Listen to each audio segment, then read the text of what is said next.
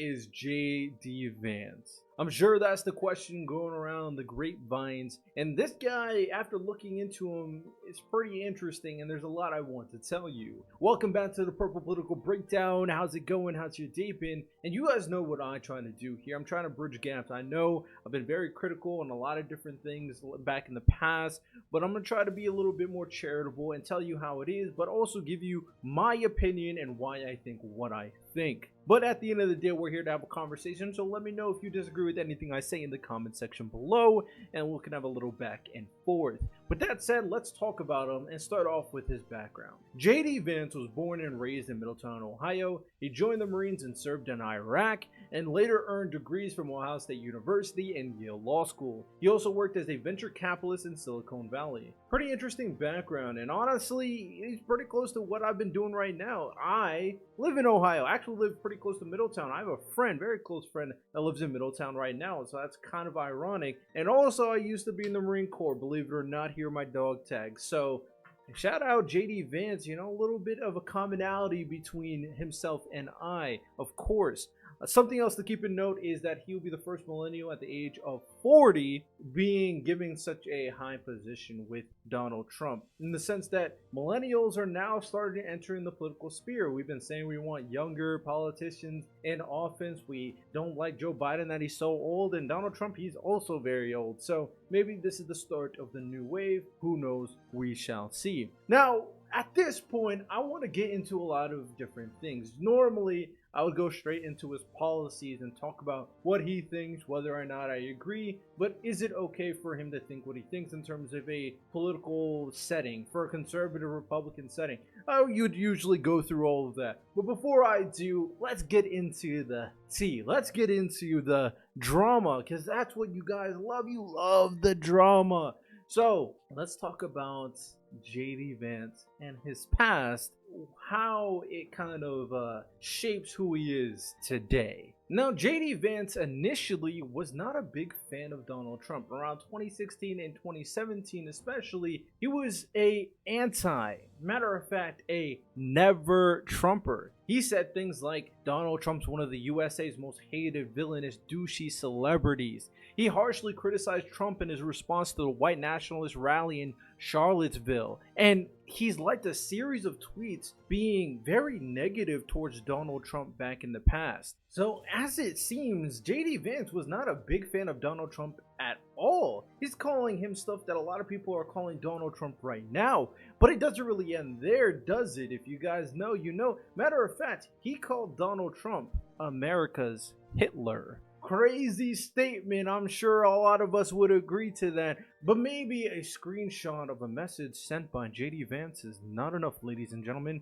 Maybe you have to hear from his mouth himself. My fear is, I think Donald Trump is not the right candidate for this group of voters. I think that this election is really having a negative effect, especially on the white working class, right? Because I think a lot of these grievances are legitimate, but what it's doing is it's giving people an excuse to point the finger at someone else. It's point the finger at Mexican immigrants or Chinese trade or the Democratic elites or whatever else. And sometimes these villains are legitimate. I think it's totally fair to say that the policy elites of the Democratic Party haven't been totally concerned about the white working class. But at the same time, fundamentally what's going on and what Donald Trump has done is change the focus of the white working class from a sort of engaged and constructive politics to a politics of pointing the finger. So now you're asking yourself, what has changed? What has changed with the J.D. Vance, Mr. VP, Donald Trump's #1 guy? Well, in 2016, 2017, around that time, he created a book, Hillbilly Elegy. And this book describes his upbringing and family background while growing up in Middletown, Ohio. It writes about a family history of poverty and low-paying physical jobs that have since disappeared or worsened in their guarantees, and compares this life with his perspective after leaving it. So he created this book, and it was actually pretty popular. It really tells his experience and what he's gone through and how he thinks the country should be better based off his point of view on how he grew up, which is fine, all good and dandy. I'm glad when people give their perspective on how they live to try to shape a better future. Well, a lot of people liked it. A lot of people liked it, matter of fact. One such person who liked it was Donald Trump Jr. Donald Trump Jr. became a big fan of the book, a real big fan of the book. Matter of fact, he reached out to JD Vance and they've become friends ever since. So, since that time period, since they've become friends, a lot of JD Vance's rhetoric has changed, and now he's a huge advocate for Donald Trump and a lot of the views on the right. He has always been a conservative, but it's very interesting to see how things change. Now, it may be, hey, he grew up a little bit, even though he was around like 30 years old. Maybe he grew up a little bit. His mind has changed. Possible. That's a plausible thing that could happen. People grow, people evolve, their minds do change. And I like when people's minds change. But usually your mind changes when new information is granted upon you, not just because you become friends with someone. So I'm not really sure what has changed, because everything that he said about Donald Trump in the past, I mean, has anything really changed from what you said back then to what is being said now? Not really. Matter of fact, you could argue things are worse. I mean, calling him authoritarian, call him America's Hitler, saying that he was a sexual deviant. Sounds like a lot of those things are happening right now. Matter of fact, he's getting indicted for it. Now everything seems like going well and dandy for Trump with all these cases being dropped left, right, and center, but that's irrelevant. I'm not here to attack Donald Trump, ladies and gentlemen. I'm here to tell you who JD Vance is. And even though I personally don't like Donald Trump as a president, at the very least, I can be honest in terms of a Republican point of view if he makes sense as a candidate. So let's talk about him, who he is now, and what his policies are, and if they are good policies as a Republican and from the Republican perspective. In regards to abortion, JD Vance opposes abortion, which is a typical Republican conservative stance and point of view. He's indicated that he may support a federal ban on abortions after 15 weeks. Now, recently, he did indicate that he thinks that abortion laws should be set by the states. Hopefully, he keeps the same energy if he's the VP of the United States. We shall see. And when he was asked whether abortion laws should include exceptions for rape and incest, he said, "Two wrongs don't make a right." Now, you could think about whatever you want in regards to this claim. I have no issue if you hate it or support it, to be honest. This is a pretty typical right-wing stance. This is not a unhinged stance from a religious point of view. Because if you really truly think that the baby in the belly is a living human, then this is not crazy if you're super anti-abortion. The only thing that I hope is you keep the stance of keeping the power within the states and having the states choose whether or not they advocate or not advocate for abortion. As long as you keep that energy up, this as a Republican stance is pretty typical. So we'll move on. Now, what about gay marriage? Matter of fact, what about gay marriage? Well, in fact, Vance opposed the Respect for Marriage Act, an act that allowed same-sex marriages to happen in the first place. He quoted saying, "I believe that marriage is between one man and one woman, but I don't think gay marriage issue is alive right now. I'm not one of these guys who's looking to try to take people's families and rip them apart." So he is anti-gay marriage.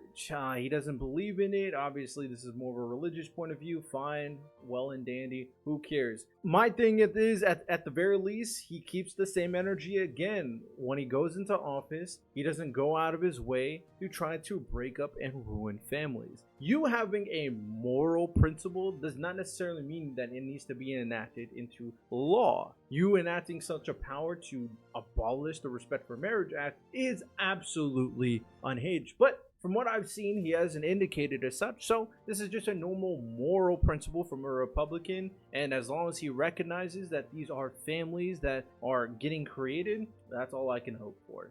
What about gender-affirming care? Stuff regarding trans issues with kids. What does JD Vance think about that? Well, Vance actually has proposed a bill that would make gender-affirming care for minors a federal felony and block taxpayer funds from being used for it. Saying in a statement, "Under no circumstance should doctors be allowed to perform these gruesome, irreversible operations on underage children." Now, in this situation, having it to where it's a federal felony to perform gender-affirming care, it's a little bit more, it should be a little bit more nuanced.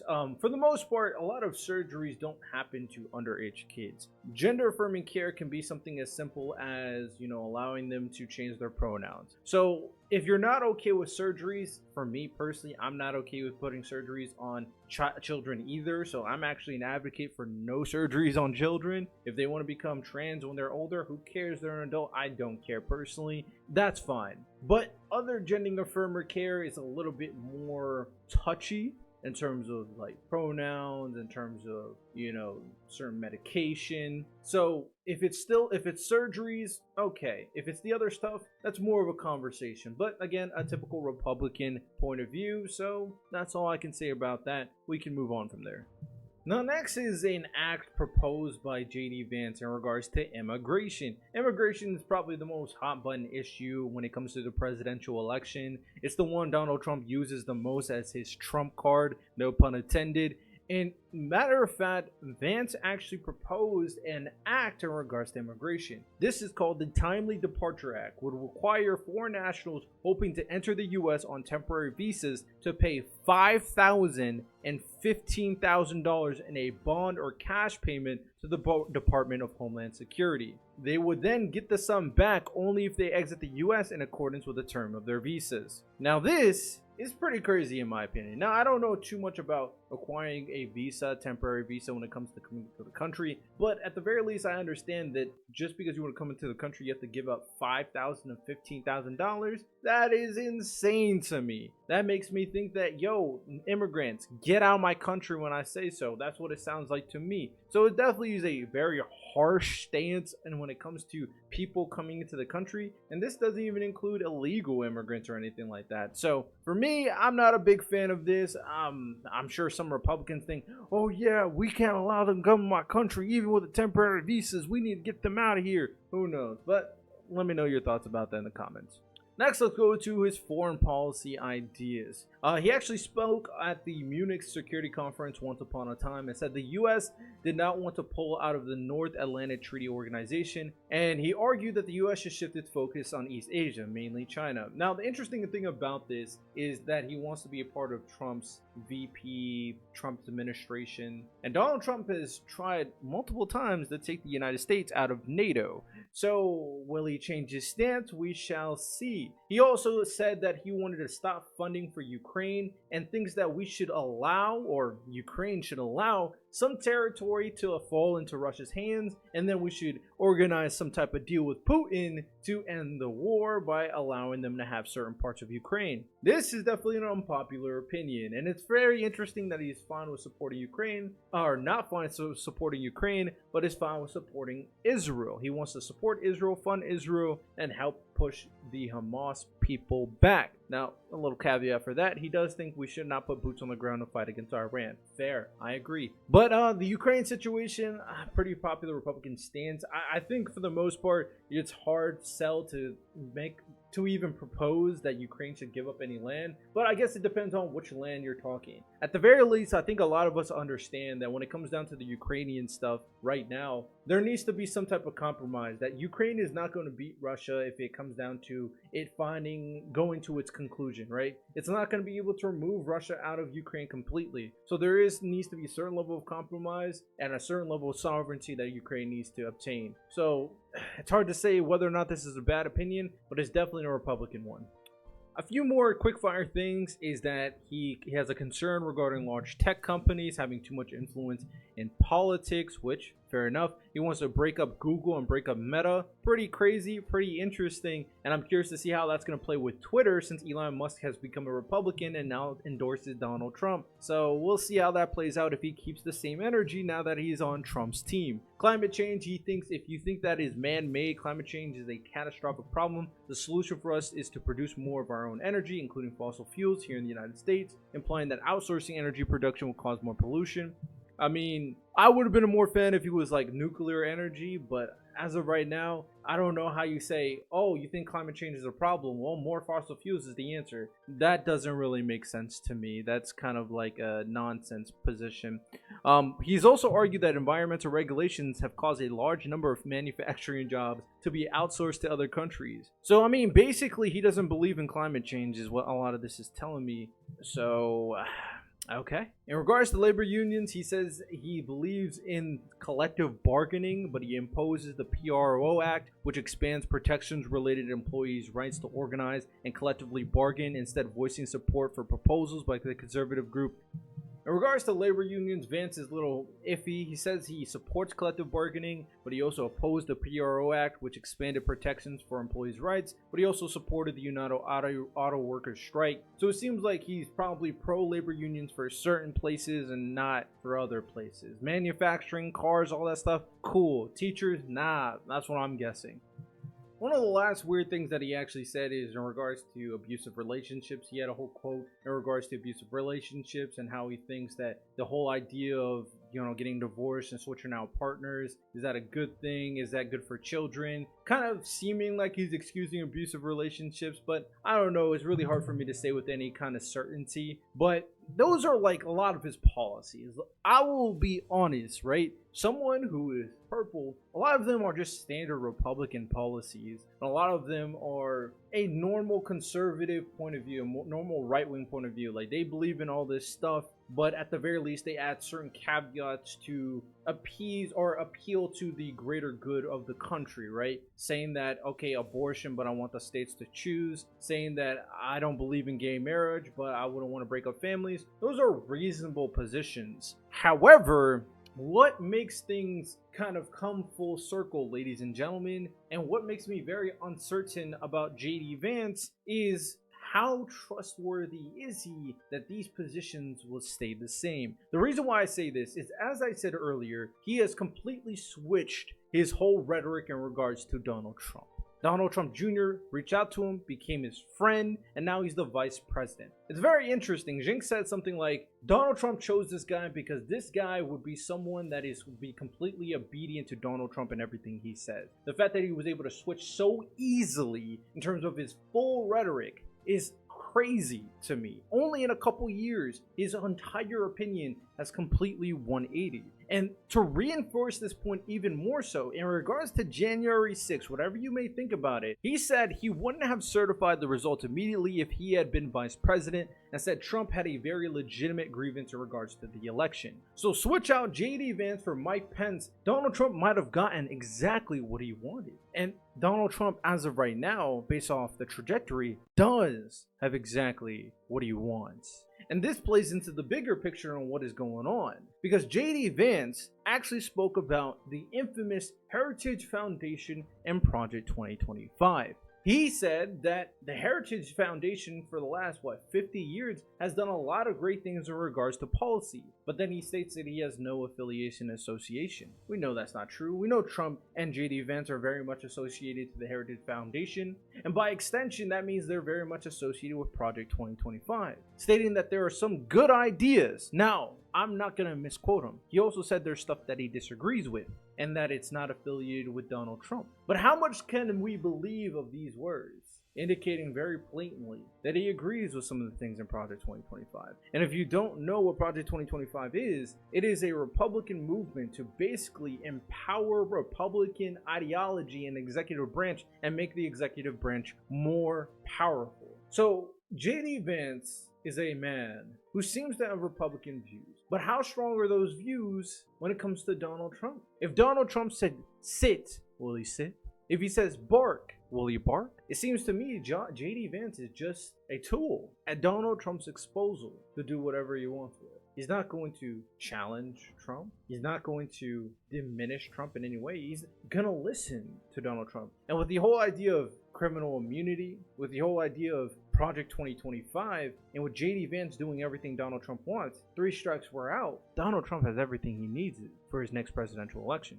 So I read you out all of his policies, I read you his background, and my conclusion is that JD Vance is just a tool for Donald Trump. And it's not that his policy says this, but the way he switched his rhetoric is what says this. And if Donald Trump has another tool at his disposal, because Mike Pence challenged him, but if JD Vance doesn't, a 4-year-old who got associated with Trump due to his son, who changed his opinions completely, I think we know what to expect. So those are my honest opinions regarding JD Vance. I let you know his policies. A lot of them are pretty reasonable from a Republican stance, but we know if we're using common sense, that JD Vance is there for a reason, and that is to do Donald Trump's bidding. So let me know what you guys think about this JD Vance VP hiring in the comment section below. I personally thought that Nikki Haley would have been a better choice for Republican vice president. She's very qualified, very good in international affairs, and she would challenge Donald Trump, but that's not what Trump wants, so we'll see what happens. Y'all have a good one. Let me know if you disagree, agree in the comment section. I'm willing to have a conversation. Of course, these are just my opinions. You have a good one. Take care and peace.